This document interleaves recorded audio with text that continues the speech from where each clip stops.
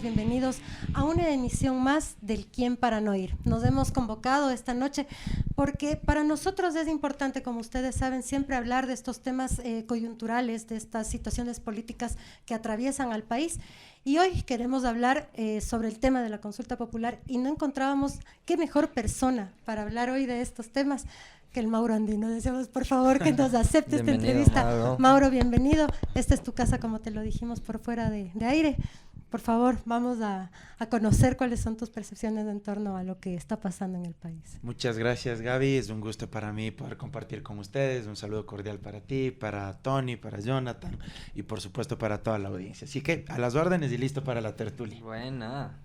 Empezamos bien. Sí, bueno, estamos volviendo después de una larga espera debido a que en elecciones ganó el que no queríamos que ganara y eso hizo que tuvimos que recuperarnos. Mis compañeros se bajoné, pero bueno, aquí estamos no como el plan Fénix, como el ave Fénix.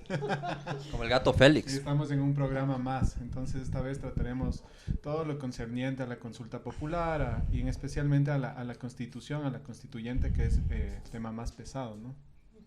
Sí, efectivamente. ¿Cómo le ves tú, Mauro, esta consulta popular, otro relleno? Mira, yo creo que hay que entender que de las 4 preguntas, básicamente hay una que me parece es la que verdaderamente le importa al gobierno, y es la pregunta relacionada a la constituyente. Hay 3 preguntas adicionales, pero que en la práctica creo que más bien funcionan como una especie de resorte o de estímulo para seducir al electorado y que al final terminen votando sí por la pregunta que verdaderamente le interesa al gobierno, que es la de la constituyente. Las otras 3 son relacionadas con las bases militares extranjeras, la otra relacionada con la eliminación del financiamiento público para los partidos y movimientos políticos, y la otra la reducción de los asambleístas, que son preguntas bastante seductoras, que son preguntas que tienen bastante antipolítica apoyo popular, no, muy antipolíticas. Sobre todo la de eliminar el financiamiento público Exacto. para los partidos y la de reducir el número de asambleístas. La de bases militares extranjeras, más bien yo creo que tiene este agregado, este condimento securitista, de esta lógica de pensar que las bases militares extranjeras son las que van a permitir, entre comillas, garantizar mayores niveles de seguridad. Pero creo que en el fondo el interés del gobierno no va tanto por esas 3 preguntas, sino más bien que esas le den un impulso para poder alcanzar el sí en la que verdaderamente le importa, que es que se pueda convocar a una constituyente y luego sí tener una mayoría pro gobierno que le permita construir una constitución al gusto, placer y medida de lo que quiere Novoa. Totalmente, ¿no? Una evidencia de lo que tú estás diciendo, que yo suscribo al 100%, es que en una de las preguntas de la consulta popular nos dice que para modificar parcialmente la constitución, si tú ya mandas, a mí me da 2 lecturas, ¿no? Si tú ya mandas pregunta para una constituyente donde se va a cambiar toda la constitución y pones otra pregunta donde dices para cambiar parcialmente la constitución, la primera lectura que me da es que Novoa tal vez no está seguro que va a ganar, o bueno, por las buenas tal vez no. Y la segunda lectura que me da esto, de que quieren modificar parcialmente la constitución, es como tú decías, un enganche para las demás preguntas, para confundir al electorado, para engancharle y que todo vote en plancha, sí. Pero ¿crees que hoy por hoy, con la baja de popularidad hasta la fecha que tenemos con las marchas, con el gobierno, le alcance a Novoa para ganar? La primera parte que tú planteas es muy interesante porque mucha gente no se da cuenta que la forma en cómo está planteada la consulta popular es incluso antitécnica desde lo jurídico y desde lo político. Porque, ¿cómo entender que por un lado tú plantees 3 preguntas que buscan modificar la Constitución y al mismo tiempo planteas una 4ª que dice convoquemos a una constituyente para redactar una nueva constitución? O sea, es absurdo. Y ya que estamos en internet y aquí uno puede ser un poco más suelto con el lenguaje. Solo dale. Es estúpido. Es estúpido hacer eso, porque imagínate lo que es. Quieres hacer una nueva constitución, entonces ¿para qué quieres hacer reformas puntuales a la actual si se supone que quieres cambiar todo el texto constitucional? Claro. Entonces lo ideal sería, por último, de plano, solo preguntar si queremos ir o no a una constituyente para que se redacte una nueva constitución. Pero si haría solo eso, no tendría estas 3 preguntas que le funcionan de enganche, que le funcionan de estímulo para que la gente diga: quiero menos asambleístas, quiero bases militares extranjeras y quiero que se elimine el financiamiento público para la política. Y claro, se quedaría sin ese fuelle para votar sí por el tema solo de la constituyente. Entonces, si es que uno ya escudriña, si uno hace, digamos, este ejercicio pedagógico ya con la gente, muchas personas probablemente van a decir, bueno, sí, o sea, es bastante tonto que modifique la Constitución y al mismo tiempo me diga, hagamos otra. ¿Y qué pasaría si, por ejemplo, se hacen las modificaciones, gana en esas 3, pero también gana la de la Constituyente? Claro. Y asumamos que los que se reúnen en la Constituyente deciden no incorporar estos 3 cambios de las 3 preguntas que sí se ganan. No sé si me hago entender. Claro. Asumamos que gana la de las bases militares, gana la reducción de asambleístas, gana la eliminación del financiamiento público a los partidos y gana también la de la Constituyente. Pero en la Constituyente no hay una mayoría pro Novoa, sino una mayoría de izquierda. Y esa mayoría de izquierda no quiere volver a incorporar esos 3 temas de esas 3 preguntas. ¿Me explico? O sea, es tan absurdo que a eso se podría llegar. Ahora bien, también es este tema de que ellos entran con el discurso de que la Constitución, la nueva redacción de una Carta Magna, es necesaria para vencer la inseguridad, porque ese fue el discurso inicial. Pero si vamos a lo que ha venido pasando, tienen el armamento para hacerlo, porque hemos visto cómo en 31 días ha sido una represión brutal, total, a las comunidades, a los pueblos indígenas, a los cuales nosotros respetamos y celebramos todo el trabajo que han venido haciendo. Pero este discurso de, si yo no cambio la Constitución, no vamos a estar seguros. ¿Por qué seguimos embobando así a la gente si él pudo en un año y más que es presidente, haber hecho algo ya en ese tema? Gaby, lo que tú planteas es un hecho concreto que está sucediendo en el país, y es que el nuevo enemigo político del gobierno se llama Constitución de la República. Claro. Y es un enemigo político porque le resulta de alguna manera rentable al gobierno. ¿Por qué? Porque es un ente abstracto que no puede defenderse, o sea, no es un actor político que le puede contestar al gobierno, sino que estamos hablando de un cuerpo normativo, evidentemente, que no tiene pues vida humana, no puede manifestarse, no puede expresarse, y es muy fácil que sea blanco de ataques. Es decir, hay inseguridad, culpa de la Constitución. Hay narcotráfico, culpa de la Constitución. Hay corrupción judicial, culpa de la Constitución. Claro, porque la Constitución es un instrumento normativo, es una entelequia jurídica que es muy poco, si ustedes quieren, potable, digerible por la ciudadanía, porque no deja de ser una herramienta normativa hecha, debería ser, en el deber ser, debería ser conocida por todos los ecuatorianos. Exacto. Pero en la práctica, claro, digamos, es más bien una herramienta que está mucho más socializada, digamos, entre los círculos académicos y sobre todo jurídicos. Entonces, al tener, digamos, esta distancia con la ciudadanía, el gobierno estratégicamente, demagógicamente, perversamente, aprovecha eso y dice, es que la culpa es de la Constitución. Se lava las manos, evade sus responsabilidades y, claro, te mete en esta lógica, además de seguir de campaña en campaña. Pero además alimenta este discurso tan visceral, pero además tan punitivo, tan represivo, de decir que todo se soluciona con fuerza bruta, que todo se soluciona con mano dura, que esto se va a solucionar únicamente con populismo penal, y engañando a la gente con algo que durante esta semana me he podido dar cuenta haciendo, si ustedes quieren, entre comillas, pequeños ejercicios con los propios usuarios en redes sociales. Mucha gente que cuestiona mi posición política y mi posición jurídica, en este caso también, mucha gente me ha dicho, es que hay que cambiar esa Constitución para ser más duros con los delincuentes, porque esta Constitución no castiga a los delincuentes. Y ahí de entrada hay un error técnico, porque una Constitución no tipifica penas, claro, no sanciona conductas, porque la Constitución no es el Código Orgánico Integral Penal, pero el discurso del gobierno es tan hábil que les hace creer a las personas que poco más la Constitución debería tener una condena, se me ocurre, ¿no?, de 10 años para el que se roba un celular, de cadena perpetua para el que comete un delito execrable, cuando esa no es labor de la Constitución.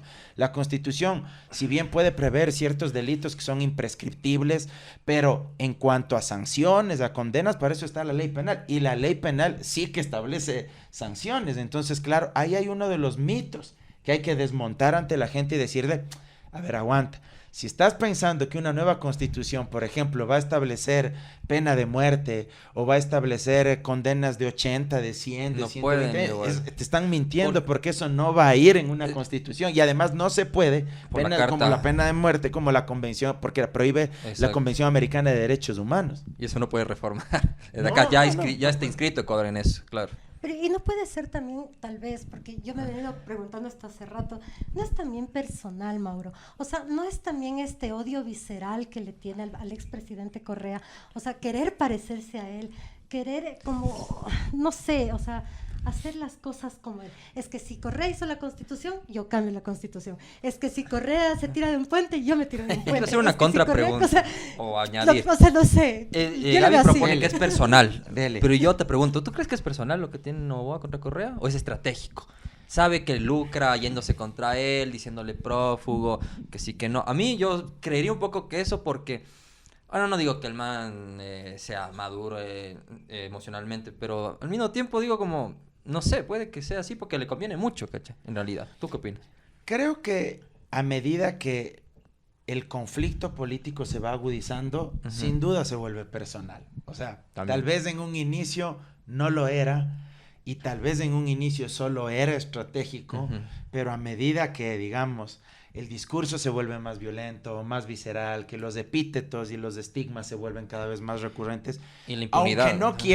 aunque no quiera, se va a volver personal, pues porque digo, la otra persona, en este caso el presidente Correa, es indudable que se va a sentir agraviado, Ajá. así como Noboa seguramente se sentirá él, pues en sus adentros también afectado cuando el expresidente Correa le responde, ¿verdad? Entonces, quiera o no, el asunto se termina por ser personal. Ahora, que de alguna manera a Noboa le interesa llevar, y esta me parece una parte fundamental incluso para quienes nos estén mirando en este programa, para hacer pedagogía política, para no caer en lo que quiere Noboa para esta campaña. Y es que yo creo que lo que busca Noboa es precisamente llevarnos a esta discusión, como si el decirle sí o no a la constituyente Sí o y a no la al consulta popular es una disputa entre correísmo versus anticorreísmo. Eso es lo que él quiere porque sabe que eso es lo más rentable políticamente para él.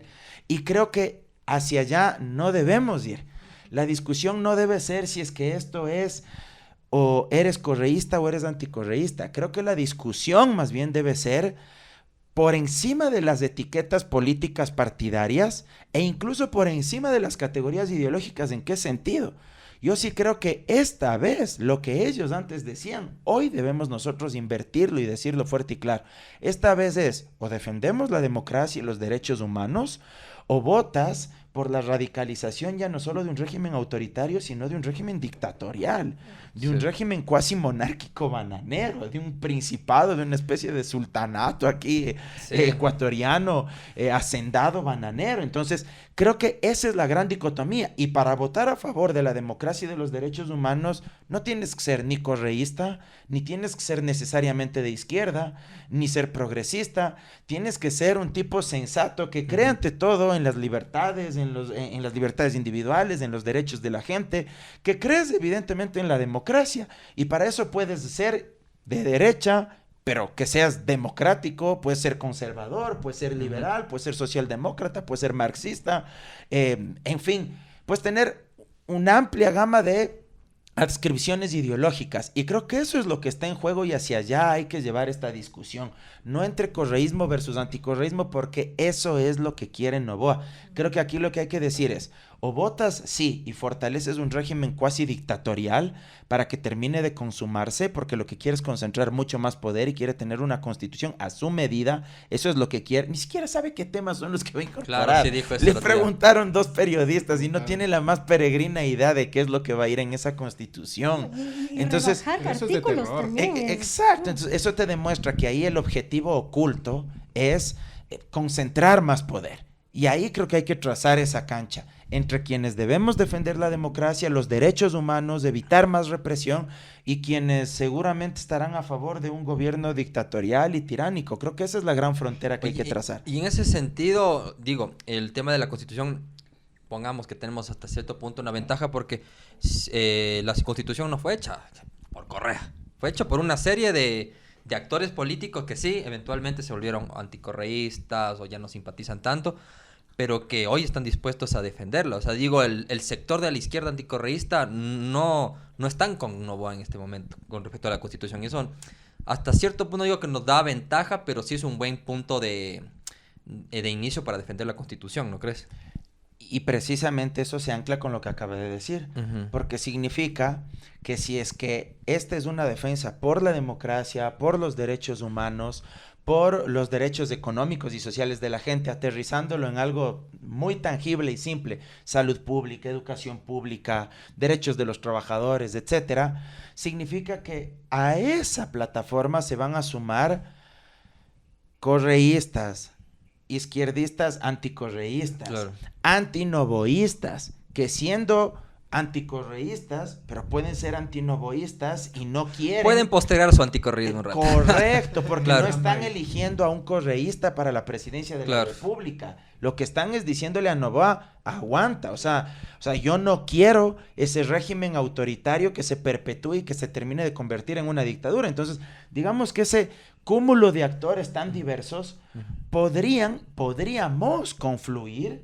en un gran cúmulo de agregados, donde se puedan acumular fuerzas, porque al final del día la política tiene que ser un gran paralelograma de fuerzas, que donde se acumule un montón de fuerzas, un montón de capitales políticos, si tú quieres, para poder hacer frente a lo que se viene. Y la gran ventaja ahí, a diferencia de una elección presidencial, Sí. es que no estás votando por una persona. Exacto. Y esto va a ser un referéndum también donde hay que evaluar la gestión de Noboa. Y eso hay que decirle a la gente.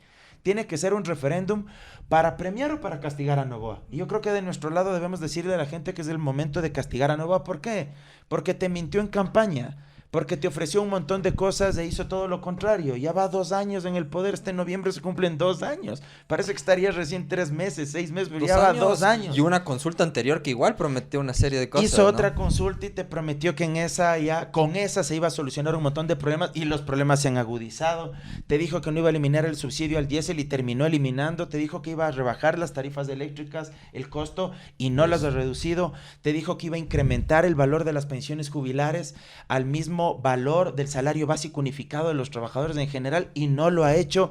Y así podríamos enumerar una serie de ofertas incumplidas. Creo que hay que usar el referéndum como un termómetro de valoración negativa de Noboa, no mintiendo, sino diciendo la verdad, porque son hechos fácticos que todo el mundo ha visto.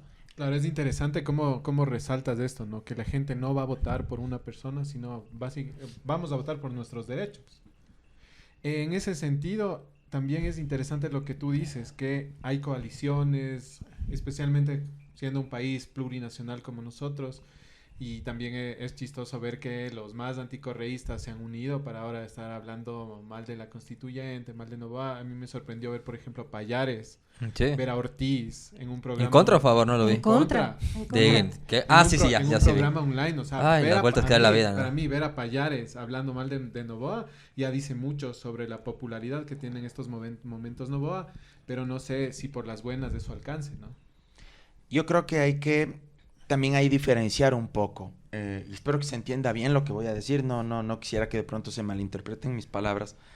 Creo que hay que segmentar bien el discurso. Por ejemplo, creo que en los sectores más pauperizados, más humildes, más golpeados de nuestro país, creo que hay que hablarles muchísimo de la mala gestión de Noboa. Sí. Es decir, de los incumplimientos, de cómo su calidad de vida en términos materiales se ha ido empobreciendo, cómo no ha tenido la capacidad de ir escalando, de tener movilidad social, de poder cumplir y hacer realidad sus sueños. Creo que a esos grandes sectores hay que hablarles de eso. Hay que hablarles de la falta de salud, de la falta de medicinas en los hospitales, de los pacientes que no han accedido a la diálisis y que han muerto incluso muchos en las puertas de los Son hospitales. los que más lo sufren, por eso. Exactamente. Aquellos que sí sufren y sí les afecta la eliminación del subsidio al diésel, aquellos que han tenido hijos que han tenido que desertar de la escuela o del colegio porque simple y sencillamente tienen que o trabajar o estudiar, o aquellos que ya no pudieron ir a la universidad. A ellos hay que hablarles de gestión, creo yo. Y hay otros sectores, por llamarlo de alguna manera, estos más Intelectuales, politizados, sí. exactamente, Sí, sí. estos por llamarlo de alguna manera, estas élites, entre comillas, Ujú. más ilustradas, Exacto, si tú quieres, ajá. ¿ya? Ellos hablan de democracia, hablan de todas esas cosas. Exactamente, hablarles más de democracia, de Sí. división de poderes, de institucionalidad, que es, digamos, estas élites incluso de derecha, por llamarlo de alguna manera, en las que se podrían encasillar Pallares, Ortiz, que ellos de pronto no van a votar no porque Noboa esté precarizando la vida de la gente. Eso muy poco Claro. les importa realmente a ellos, pero a ellos siempre, digamos, les preocupa muchísimo esta lógica del autoritarismo, de si es que respeto o no, muy apegados a su visión también muy, muy liberal, ¿verdad? De las Ajá. cosas. Es porque no entraron en el festín, ¿no? Porque Puede entraron solo, ser, entraron solo Depende, ajá. ciertas élites o familia de él. Porque para Pero hay entrar unos que incluso el ego creo que les pesa más que cualquier festín. No sé si Payares es de esos, pero hay unos que yo creo que tal vez ni siquiera les invitaron, y si les invitaban no lo hubieran... ni siquiera por principios, yo creo que lo hubieran hecho por ego. No sé. ¿Sabes qué? Hay Creo un- también que hay grupos, digamos, de las élites económicas de este país que al final del día pueden terminar por abrir un poco más los ojos. ¿En qué sentido? La codicia, la ambición por el dinero también les puede hacer recular su apoyo a Noboa, Sí. porque al final del día Noboa representa a una familia de este país. Una facción de la élite de este país. Exactamente, Claro. y es una familia que está concentrando todo el Sí. poder económico en los distintos negocios que tiene diversificado en el mercado nacional e internacional. Y cuando hay plata de por medio y cuando hay un mal reparto entre esas élites, Claro. eso también genera disidencias, genera discrepancias, genera enfrentamientos. Entonces, si alguien de la élite nos ve en este programa, Cacha. pues, Martín, vámonos a cualquier no otro. sé, Fidel Egas Ajá. o el mismo Guillermo Lazo. Le ponía no como sé. sugerencia en O el YouTube. mismo Noboa. O el algoritmo así, Ajá. por ahí el algoritmo de algún familiar de ellos les saltó y Por ahí puse un hashtag mal nos puesto, ven, me llegó. y nos ven, el hilo rojo. que se pongan Ajá. a pensar que al final del día, si le dan más poder a Noboa, lo que están haciendo es darle más poder político al grupo económico más poderoso de este país, que son Claro. los Noboa. Es decir, él al final del día, a quien primerito va a defender, como ya lo ha demostrado, con el perdón de los más de 70 millones de dólares, porque ya quedó demostrado que solo pagaron 20 y algo de 25. millones de dólares, confesión del propio abogado de los Noboa. Qué loco, ¿no? El cinismo. Digamos, Noboa siempre va a hacer prevalecer los intereses de su grupo familiar. Y a las otras élites y a las otras oligarquías, eso en un momento determinado les puede resultar muy incómodo. Totalmente, y hay que tener en cuenta que las élites en este país siempre han estado regionalizadas. Claro. Entonces, Noboa representa tanto a una familia como a una región del Ecuador. Pero las élites, digamos, serranas también pueden ponerse este contrapeso que ya ha pasado en anteriores gobiernos y también produjo la caída de algunos presidentes. Sí, sí. Oye, bueno, yo soy una de las afectadas por el sector público en el sistema de salud, ¿no? Yo tengo, siempre les cuento a los chicos, ¿no? Sí. Mi madre tiene cáncer y estamos ya meses que no nos dan la medicina, entonces sí es preocupante porque ha venido 14 años recibiéndola sin problemas y resulta que ya no hay. Entonces eso, pero bueno, yo quiero volver a este tema que tú mencionabas, Mauro, de la gente que participa, bueno, vamos al supuesto de que gane la consulta, que vayamos a la constituyente. Y claro, va a haber actores sociales que le pueden hacer cierto tipo de pared, ¿no? Pero a mí lo que me preocupa es el otro lado. O sea, por ejemplo, los asambleístas de ADN, que si se lanzan a decir yo quiero también ser parte de la redacción, periodistas como los de EXA, por ejemplo, que yo me quedo sorprendida, digo, qué terrible, o sea, ¿en manos de quién estamos dejando la redacción de la Carta Magna? O sea, en manos de una persona que dice, porque hoy en la mañana lo dijo así, ahora que ya no nos joden, porque qué terrible que un presidente de la República diga, ahora que ya no nos joden, podemos seguir agradeciendo a las Fuerzas Armadas y a las fuerzas policiales. ¿En manos de quién dejamos la redacción de esa Constitución? Pues es gravísimo. Porque, claro, la anterior fue hecha por el pueblo, no es que Correa se sentó y dijo voy a hacer Claro, no. esto, no. Son organizaciones sociales, son gente de base, son gente de pueblo, y esta no va a ser una constitución de gente de pueblo, y eso es preocupante. Entonces sí quiero que como la gente entienda un poco la gravedad del asunto en el que nos están metiendo. Primero, solidarizarme contigo por lo de tu madre. Gracias. Decirte que también de alguna manera viví una experiencia muy cercana. Una tía mía, ya durante el gobierno de Noboa, falleció y tuvo esta enfermedad, cáncer, y lo palpé de primera mano que no había lo necesario en el IES. Y era durísimo porque tener que ir a comprar desde lo más básico para tratar de darle algo de esperanza a tu ser amado, a tu ser querido, y mirar que el sistema público colapsa, que no atiende, que no resuelve los problemas más urgentes, es durísimo. Así que tu caso es el de muchísimas personas. Sí. Y alguien puede decir, pero ¿por qué politizan esos casos? Es que precisamente el dolor en este tipo de casos es resultado de la inacción política de quien dirige la política pública desde el Estado. Y si es que esos políticos que nos representan, entre comillas, no cumplen con su tarea, evidentemente se genera este tipo de problemas y este tipo de dolores tan profundos en distintos sectores de la sociedad. Luego, ya sobre lo que tú me preguntabas, a ver, creo que ahí también das en el clavo en un aspecto. La gente tiene que saber, entre otras cosas, que si hay constituyente, al mismo tiempo seguirá funcionando la asamblea actual. ¿Ah, sí? No es que la asamblea actual se va a la casa, no es que solo se va a quedar en pie la constituyente. De forma paralela seguirá funcionando la asamblea actual y tendremos a la chica que piensa que el agua nace del grifo, con el chico que piensa que, Al que dibuja ese, que hay que estar dibujando en la asamblea, la chica que dijo resolvido en vez de resuelto. Sesionan desde las etcétera. camas. El que sesiona desde la cama, la que El dejó torero. solo la foto ahí colgada ahí en la sesión de Zoom, Ay, Dios. etcétera. Ellos van a seguir trabajando como asambleístas y de forma paralela va a funcionar la constituyente. Eso tiene que saber la gente. Y eso implica además, para llegar a tener una nueva constitución, un gasto de algo más de $200 millones. ¿Por qué algo más de $200 millones? Porque $60 millones costaría esta consulta popular, $60 millones más la convocatoria de elecciones para constituyentes, $60 millones más el referéndum para aprobar o rechazar la constitución, son $180 millones. Y agréguenle unos $30 millones más por el funcionamiento de la constituyente, salarios de los constituyentes, de los asesores, de los asistentes, del personal administrativo, el local donde funcionaría, las oficinas, la logística, el transporte, etcétera. Es decir, estamos hablando de más de $200 millones. Yo me pregunto, y la gente, pónganse la mano en el pecho, ¿en serio queremos gastarnos esa plata cuando la gente se muere en los hospitales porque no hay medicinas?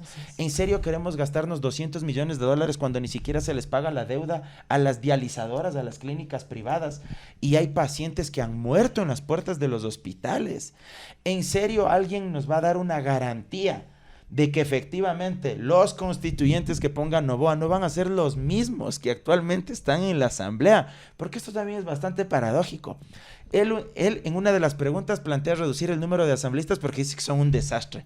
Pero quien tiene la mayoría en esta asamblea es él. O sea, es estúpido. O sea, es de verdad, es el mundo al revés. Es tan surrealista el tema. Él propone reducir el número de asambleístas porque dice que no sirve para nada, que son un estorbo. Pana, pero vos tienes la mayoría, entonces significa que la mayoría de asambleístas tuyos son una escoria, no sirven. O sea, él provoca esto y él mismo quiere darte la receta, supuestamente reduciendo el número. Eso denota solo improvisación, como venimos viendo estos 2 años. Y ¿no? engaño, No, mucho pero engaño. Voy a Yo creo- destacar en un comentario, perdón que te interrumpa, en un comentario que dijo Mauro que me parece súper interesante y creo que es el objetivo de este tipo de espacios, que es pedagogía política. Creo que para eso estamos aquí y no solo aquí en ese programa, ¿no?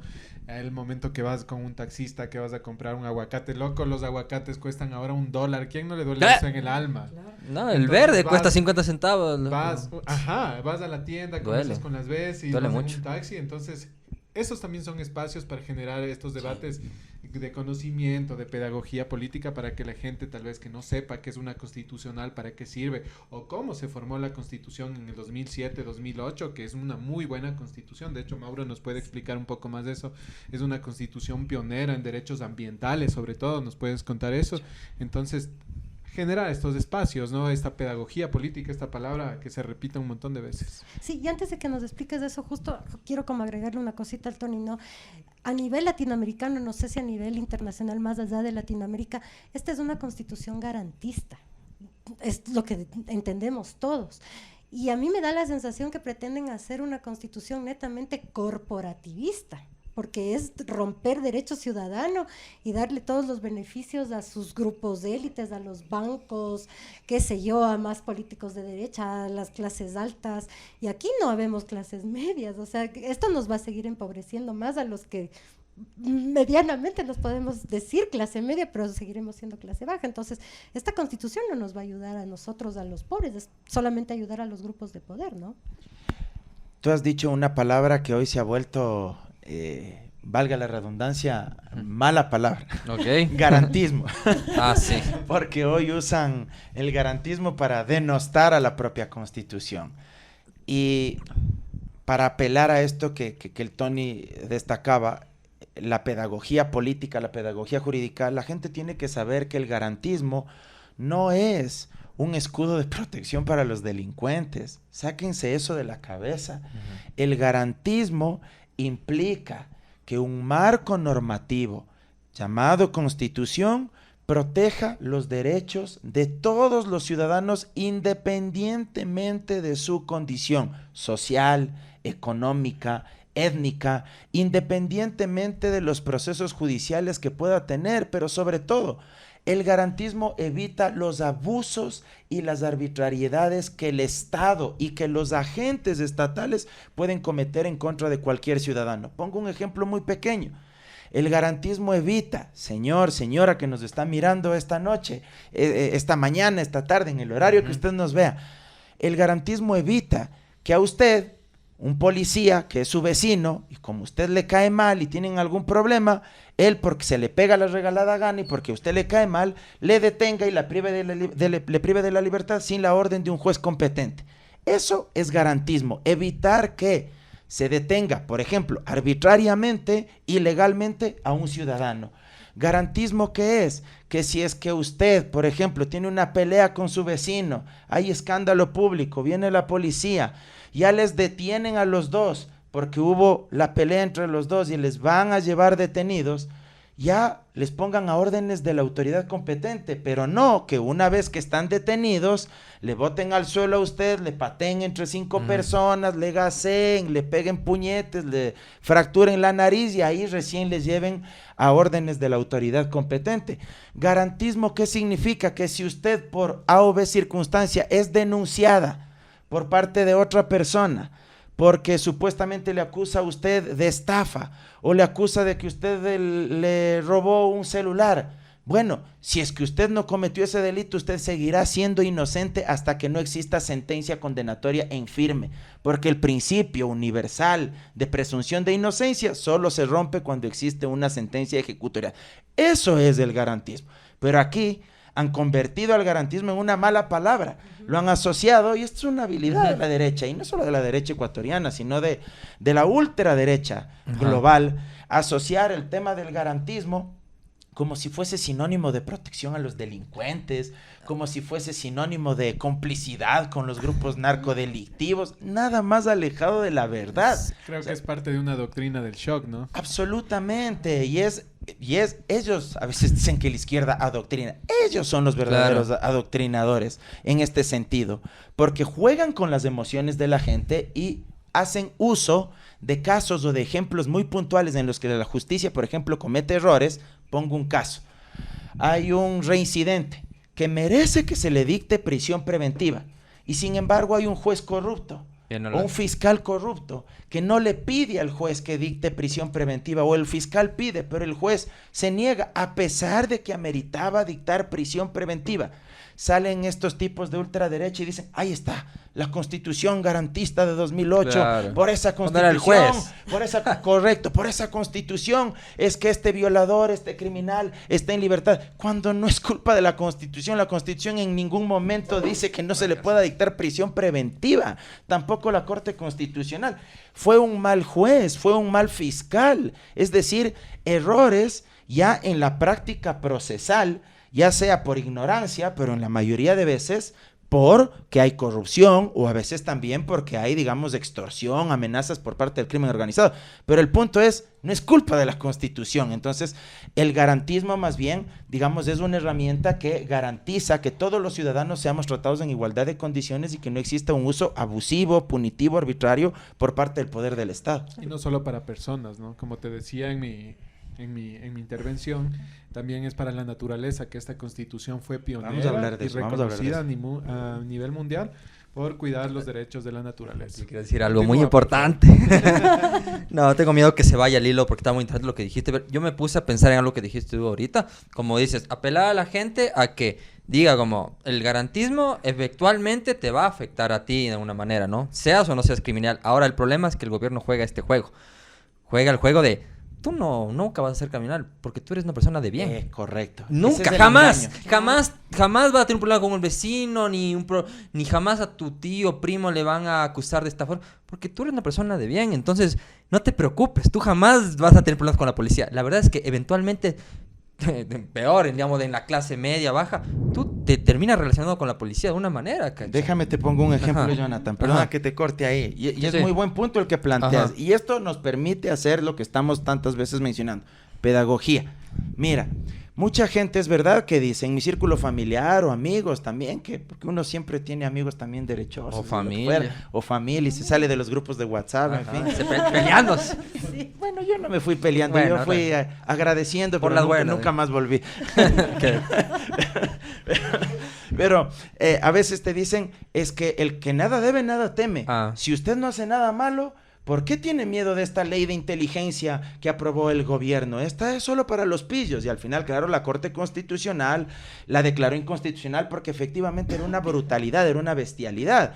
Bueno, a la gente que piensa así, entre otras cosas hay que decirle que nadie está ajeno, por ejemplo, a que de pronto cometa un accidente de tránsito. Y un accidente de tránsito no es un delito doloso, sino culposo. ¿Cuál es la diferencia? Cuando hay dolo, significa que alguien comete ese delito, esa infracción penal con toda voluntad y conciencia. Alguien que va a robar, alguien que va a matar, etcétera. Pero puede suceder el caso de alguien que sale manejando a altos excesos de velocidad. Una irresponsabilidad, digamos. Falta de debida diligencia, impericia, y comete ese accidente.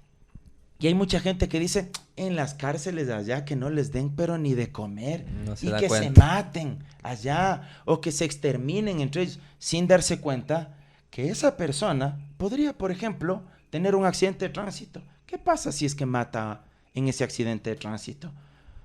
Igual se va a la cárcel por cometer un delito culposo. Ajá. Y en la cárcel, ¿qué va a decir igual ahí? ¿Los delincuentes no tienen derechos? Claro. Cuando ya él esté ahí, él va a decir, no, nadie tiene derechos, que acá nos dejen nomás que nos matemos unos a otros, acá no hay debido proceso, acá no merezco que me den las 3 comidas al día. ¿Me explico? O sea, hay que decirle a la gente que a veces hablar desde ese pedestal tan lejano de que es que yo nunca me va a pasar. Nunca me va a pasar algo, como yo no hago algo malo, entonces a mí qué me preocupa que sean leyes tan represivas. Eso es falso, porque esas leyes represivas lo que abren la puerta es para la arbitrariedad, para que quienes detentan el poder cometan los abusos más procaces. Igual como tú decías, incluso no en esos casos, sino que igual son un poco más puntuales, no son tan comunes como el tema de los accidentes de tránsito. ¿Qué tal si, no sé, si tu vecino es policía y se pica contigo? Por la pura gana de picarse. Él tiene algo contra ti. Y eso le puede pasar a todo el mundo. Ese policía tiene más poder que tú y ya está, cacho. O sea, la gente creo que no ve un poquito, no ve el problema es eso. O sea, que incluso en el ámbito personal se te puede encargar la justicia por cualquier motivo.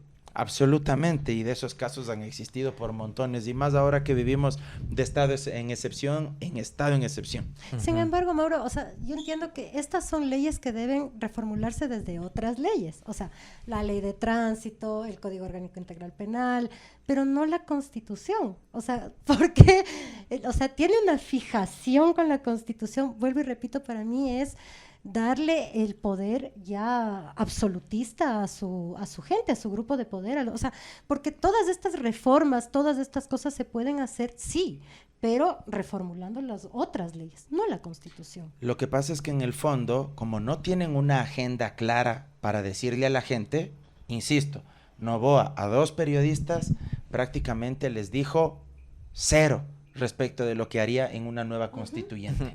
¿Sí? No incorporó un solo tema.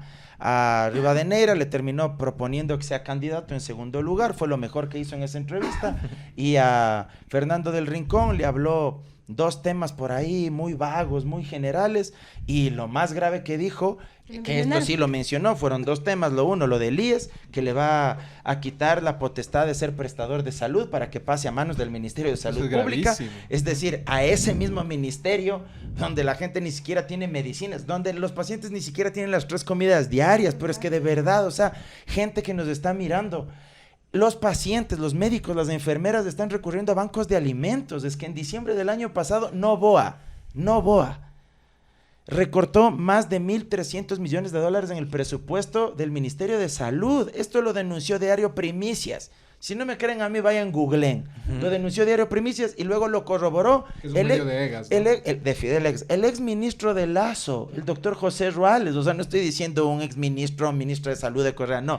El ex ministro de Lazo, José Ruales, denunció ese recorte voraz de más de $1.300 millones. Bueno, a ese Ministerio de Salud quiere pasarle la competencia de prestar salud para los afiliados y los jubilados del IES. Eso es una barbaridad. Y lo otro que planteó... Eso es criminal. Es criminal. Y lo otro que planteó fue que quiere incorporar reglas claras, le dijo él a Del Rincón, en materia de relación empleador-trabajador.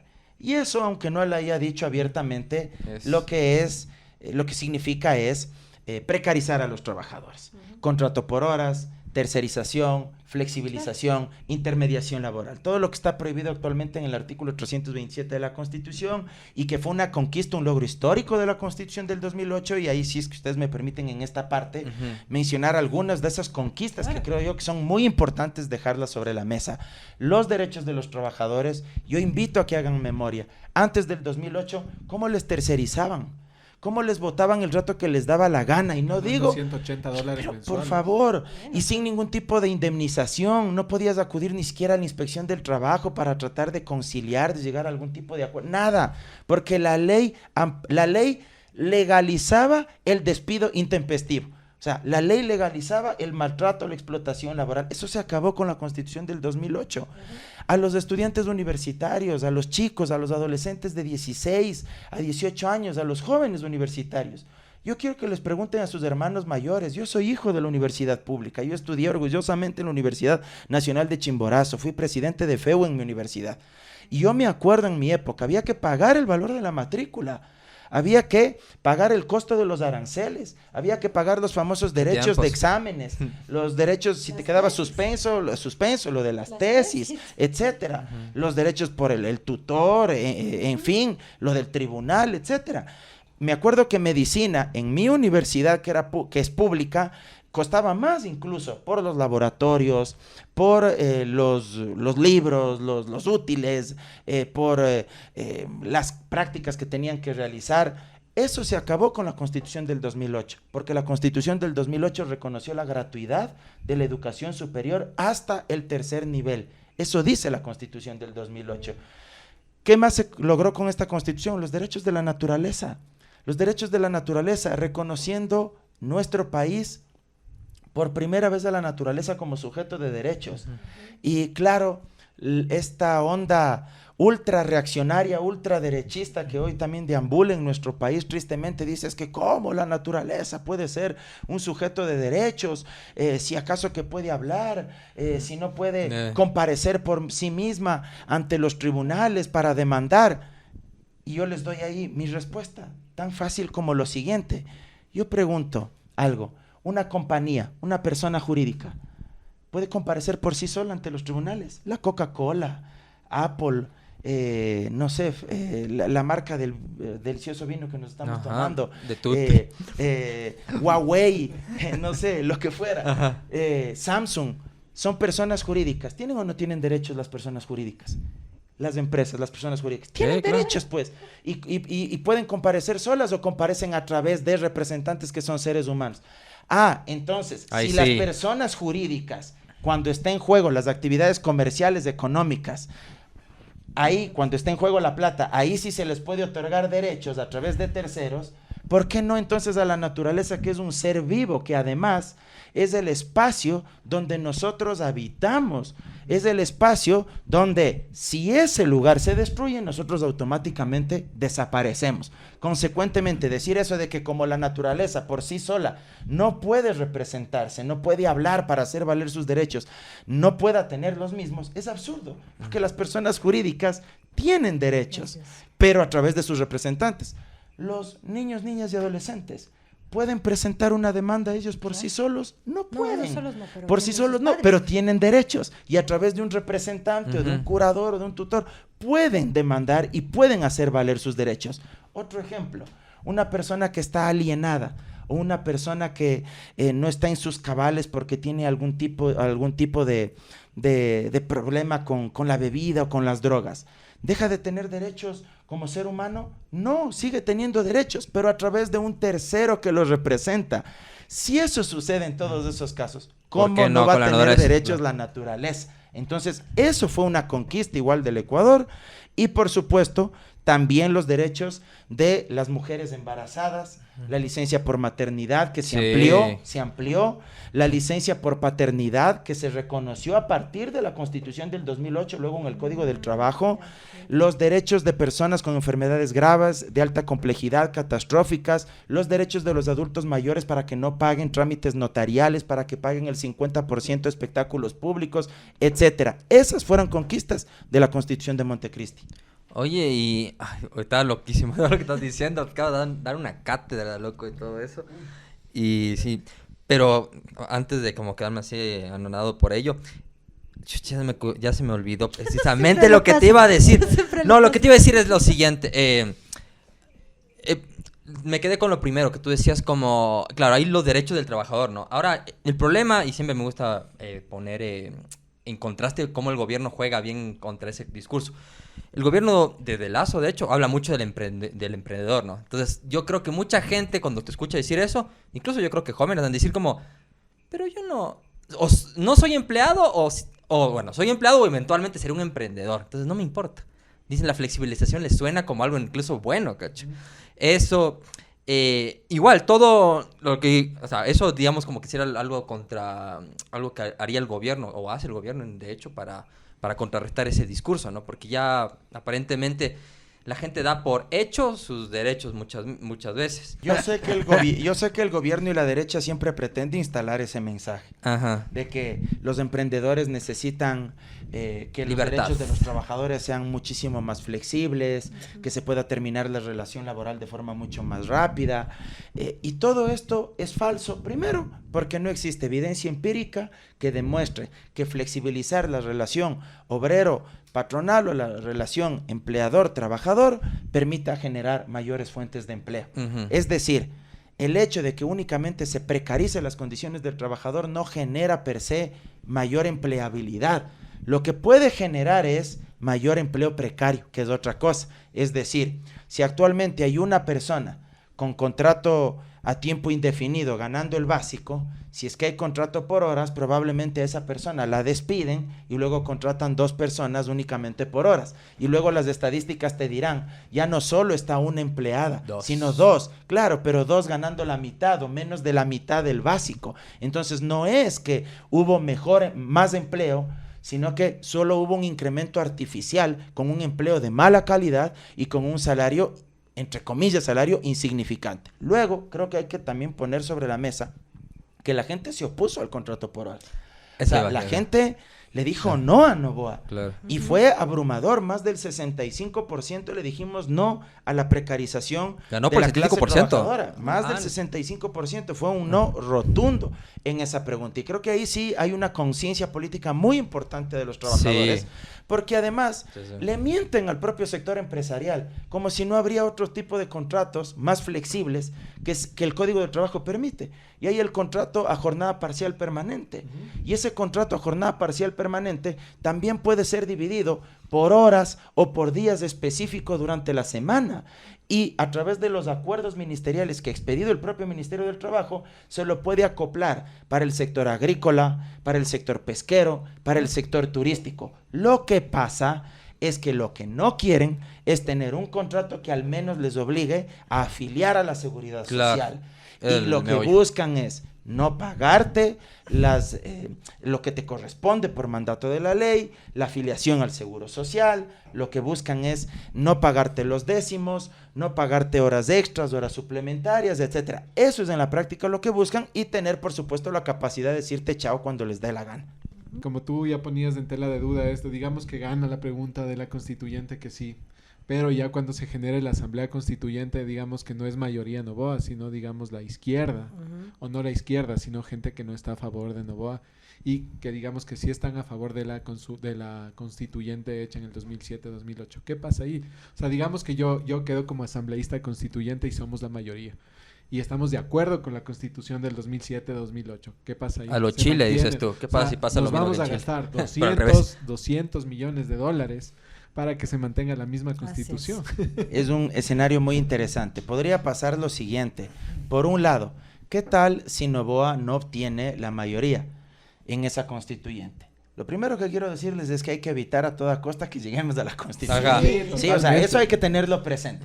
No demos por descontado que va a haber una constituyente. Hay que luchar para que la gente vote no el 16 de noviembre y evitar precisamente llegar a esa instancia de la constituyente.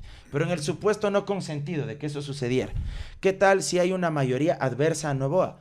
El estatuto electoral que envió Noboa y que lamentablemente le dio paso a la Corte Constitucional señala que para aprobar el borrador de constitución se necesitan 2/3, es decir, mayoría calificada.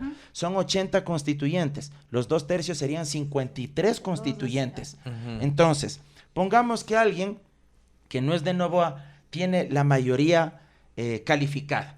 Podría suceder lo siguiente, que aprueban un texto similar al de Montecristi, pero modificado en algunas cuestiones, y mejorado incluso ese texto. Por ejemplo, yo que mantendría todo lo que es la parte dogmática, el catálogo de derechos. Yo creo que eso hay que preservar. Ese es nuestro mayor tesoro como ecuatorianos. Y aquí también otra reflexión pedagógica. Mucha gente te dice, ¿de qué me sirve tantos derechos que estén ahí en la Constitución? Ay, no saben cuánto les sirven. Si igual no se cumplen. Si igual no se cumplen. Vea, vecino, vecina, es preferible que esté consagrado en la Constitución a que no esté escrito en ningún lado. Si escrito en la ley suprema de este país, los gobiernos incumplen. ¿Se da cuenta lo que pasaría en este país si el derecho a la salud, a la educación, a la seguridad social no estaría reconocido constitucionalmente? Ya habrían vendido este país con parques, plazas y mercados y todo. Entonces, hay que decirle eso a la gente. Entonces, podría pasar que se ratifique el texto actual, pero se haga ciertas mejoras, etcétera. Podría pasar otra situación, que nadie obtenga mayoría calificada, ninguna fuerza. Y se queda varado ahí. Y se queda varado ahí y no se aprueba ningún borrador de constitución. Y si no se aprueba un borrador de constitución durante el tiempo máximo de funcionamiento, que puede durar máximo 8 meses, eso dice en el estatuto, no habría borrador de constitución y no habría referéndum para aprobar, porque no hay texto que aprobar o rechazar. ¿Me explico? Misteriosos son los caminos del Podría Señor. pasar eso también, ¿me explico? Sentido, una pregunta, ¿cómo incide también este tema de que ahora se le abrió ya la inmunidad al Consejo Nacional Electoral? ¿Cómo incide y cuál es el escenario que se podría dar con respecto a la consulta ahora con este tema de que sí puede darse la posibilidad de que salga la gente que ahora está, para mí, bien agarrada del poder, ¿no? A ver, lo del CNE es un tema que algún momento ojalá exista una nueva correlación de fuerzas en la Asamblea Nacional para reformar el Código de la Democracia. ¿Por qué? Porque en el Código de la Democracia se señala como infracción electoral muy grave, me parece, que aquel servidor público que interfiera en el desarrollo o en el normal desenvolvimiento del proceso electoral será sancionado con tantos salarios básicos unificados, suspensión de los derechos políticos y destitución del cargo. Entonces, claro, esa disposición ha hecho que el CNE se sienta todopoderoso y que cualquier tipo de posición, acción de otra autoridad sea asumida como, cuidado, estás interfiriendo en el normal proceso electoral, entonces yo te voy a denunciar ante el Tribunal Contencioso Electoral y el tribunal te va a destituir del cargo y te va a suspender de los derechos de tus derechos políticos. Entonces, digamos que puede suceder eso, no me sorprendería, ya vemos lo que está haciendo el CNE, de hecho hoy leía que el CNE le quiere sancionar y eliminar del registro electoral a la Revolución Ciudadana por un tema creo que de gastos de campaña, del 2023. Una cifra de creo que de $6,000 de gastos de campaña del 2023.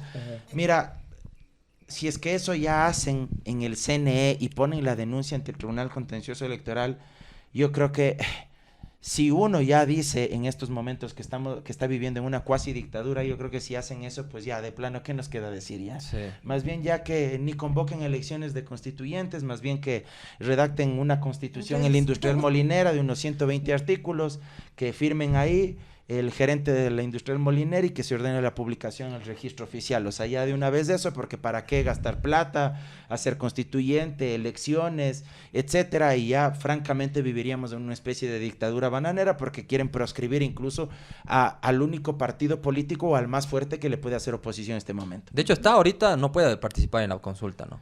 Me parece que sí. Ya les aceptaron.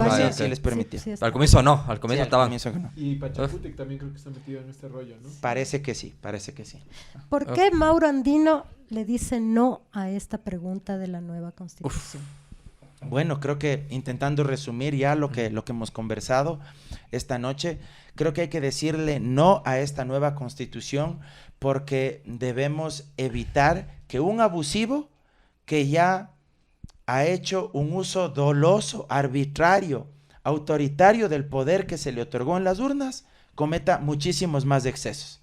A los abusivos en el barrio, en la casa, en el trabajo, en la familia y mucho más en el poder político hay que decirles basta, hay que ponerles un pare, porque cuando alguien es abusivo, cuando alguien es acostumbrado a caerle a golpes a alguien en manada, cuando alguien es acostumbrado a insultar al resto, cuando alguien es acostumbrado a perdonarse deudas tributarias entre gallos y medianoche, enviando leyes para que le favorezcan a su familia con su mayoría oficialista, cuando alguien reprime al pueblo, cuando alguien viola derechos humanos, cuando alguien envía a los manifestantes a una cárcel para que los descuarticen poco más y los atemoricen ahí psicológicamente, cuando alguien miente a sus electores ofreciendo determinadas cosas en campaña y luego termina haciendo todo lo contrario, a esa persona no se le puede volver a dar el voto y por eso hay que decirle no a esta consulta popular. Y porque además, esta es la otra parte, creo que hay que precautelar y defender los derechos que aquí hemos enumerado. Sí. Porque si es que llegamos a una constituyente, seguramente el afán del gobierno va a querer amputar los derechos que tantas lágrimas, dolor le ha costado al pueblo ecuatoriano, a la clase trabajadora, a los estudiantes universitarios, a las mujeres embarazadas, a los padres de familia, a nuestros abuelos, a los adultos mayores. Hay que luchar para garantizar esos derechos y evitar una arremetida salvaje donde el ánimo de lucro sea el eje que guíe los destinos de nuestra sociedad. Siempre, siempre el ser humano por encima de todo. Buena. ¡Bravo! No, una bestia. Como tercer escenario y el más sombrío, así el apocalipsis, que tal vez también podría pasar, porque como les dije, esto es incierto. No digas eso. ¿Qué pasaría si gana la pregunta de la consulta popular, la constituyente, gana mayoría de asambleístas constituyentes de Noboa? Tal vez los ciudadanos tenemos algún amparo en leyes internacionales que nos protejan. No. Que Dios nos salve. Vámonos del país. A Pinochet. Ahí Bueno, sí, luego de eso vendría el referéndum para aprobar o negar esa constitución, ¿no? Eso es importante. Y hay que recordar que los ciclos políticos nunca son eternos. Yo sé que para la derecha mantenerse en el poder siempre será más fácil porque tienen más recursos, empezando por el dinero, empezando por el apoyo del sistema financiero, de la banca, de los grandes agroexportadores de este país, de los grandes medios de comunicación. Eso es innegable. No vamos a tapar el sol con un dedo, pero tampoco es que los ciclos políticos son eternos. Y hasta que llegue el día de ese potencial referéndum para aprobar o negar una nueva constitución, pasarán aproximadamente 2 años. Y en 2 años puede pasar muchas cosas en este país. Muchísimas cosas. Sobre todo que cada día que pasa Noboa baja su popularidad. Entonces, sí, es verdad que sería catastrófico que primero gane el 16 de noviembre y que luego gane mayoría en la constituyente, sí, sería catastrófico en ese momento. Pero pasado el tiempo de la constituyente y hasta que se tenga que aprobar ese texto constitucional, mira lo que pasó en Chile. En Chile ganaron la izquierda, en cambio, con una mayoría abrumadora la constituyente. No hicieron del todo bien las cosas, cometieron errores políticos, estratégicos, en fin, aprobaron el borrador de constitución y luego fueron al referéndum y la gente dijo no. La misma gente que protestó. Y el tablero cambió. Entonces, es loquísimo, ajá. Mira, no hay que dar todas las cosas por sentada, nada está escrito en piedra y la política en este país es muy dinámica. Bueno, nosotros quienes hacemos ¿Quién para no ir? Queremos Así se agradecerte llama. por haber Ya te venido de contar por al qué. ¿Quién para no ir? Y Es muy bueno. Antes de que los chicos también cierren el programa, queremos que nos des tus últimas palabras, tus últimas recomendaciones. Insístele a la gente. Estamos en un momento muy crítico. Yo, como les digo a los chicos siempre, yo no veo esperanza. Yo espero tener esperanza, pero no veo esperanza. Soy re negativa. Pero, por favor, invítale tú a la gente a que tenga esa esperanza que necesitamos. Yo sé que los tiempos son muy complejos, que estamos viviendo momentos extremadamente difíciles, pero creo que más allá de las adversidades debemos tener la suficiente entereza, fortaleza, la templanza necesaria para mirar hacia adelante y caminar firmes hacia los objetivos que nosotros nos hemos planteado, las clases medias, los sectores populares. Creo que si es que entenderíamos que el 95% de la población tenemos muchísimas más coincidencias que diferencias, creo que nosotros haríamos temblar a cualquier poder oligárquico y a cualquier grupo familiar, por más poderoso que sea en nuestro país. Y creo que aunque hoy la correlación de fuerzas políticas sea un tanto pantanosa, la lucha es luchando. Y esto es como los partidos de fútbol. Nadie sabe lo que va a suceder hasta que el árbitro pita el inicio del partido y pita el final del mismo. Y creo también, apelando al mismo sentido del deporte, que la política es como andar en bicicleta. A veces puedes ir más rápido, pero a veces también te caes. Y a veces te caes y es dura la caída. A veces sale la cadena. Pero luego, se te baja, se te va la cadena. También, sí. Pero te subes a la bicicleta, sigues pedaleando, te sacudes, te limpias las heridas y vas hacia adelante. Y creo que eso es lo fundamental. O a veces como no te metes el palito en la llanta, te caes y le culpas a Correa. Y le culpas a Correa. Pero lo fundamental es ir hacia adelante, no decaer y por supuesto mantener entre los grupos cercanos de ideas, de ideales, de aspiraciones, de sueños, de ilusiones, un objetivo común y es construir una sociedad más justa, más humana. Creo que eso es lo fundamental. Felicitarles a ustedes, chicos, por el espacio. Creo que es fundamental que este tipo de encuentros, de reuniones se sigan haciendo. Hay que disputar el relato, hay que disputar las narrativas en redes sociales, en cualquier momento, a cualquier hora, a cualquier espacio. Esto es fundamental. Así que yo muy gustoso de haber estado aquí y sigan adelante. Chicos. Yo quería cerrar con algo antes de ahí todo rompiendo con el esquema. No, me quedo con algunas palabras tuyas, sinceramente me sorprendió un montón. Es el tema de la cotidianizar los derechos, porque es verdad que ahorita la palabra derecho suena como derecho o delincuente, derecho o delincuente. O sea, solo los delincuentes tienen derechos y por eso no, como tú dijiste, enumeraste una serie de derechos que ni yo me era consciente y creo que todos tenemos que ser conscientes de los derechos que tenemos. Cotidianizar los derechos y todas las conquistas que muchas veces yo que me considero correísta, muchas veces dice, esto hizo Correa. No lo hizo Correa, sino antes lo hizo la Constitución, y eso creo que es un buen paso para también acoplar a todas las fuerzas de izquierda, que sí, hay mucha fuerza anticorreísta, y aunque yo no esté de acuerdo, hoy por hoy tenemos que unirnos y tenemos que estar, ir por el no, y creo que es un buen comienzo todo lo que tú enumeraste, así que bacán, eso quería decir. Mauro, agradecerte, como te dijimos nuevamente, te repetimos, esta es tu casa, siempre bienvenido, a tu señor padre también, siempre bienvenido. Se cierra esta emisión del ¿Quién para no ir? Vamos a tener otro programita más, también vamos a hablar lástima que terminó, pero bueno. Del paro, pues, ahora sí tenemos que también hacer un resumen del paro, ya tenemos un invitado también por ahí con el que estamos cuadrando, un español. Amigas, amigos, vamos a urnas del 16, ojalá no vayamos a urnas, yo espero que algo pase en el camino, y si vamos a urnas, con conciencia. Yo creo que uno no tiene que pensar en su metro cuadrado, tiene que pensar en el otro, en el vecino. Suscribo con mis pares. Esto fue un programa más, ahora sí, de ¿Quién para no ir? Nos volverán a ver, cositas se vienen y no se olviden todo, no. Buenas noches. Gracias. Chao, cámara.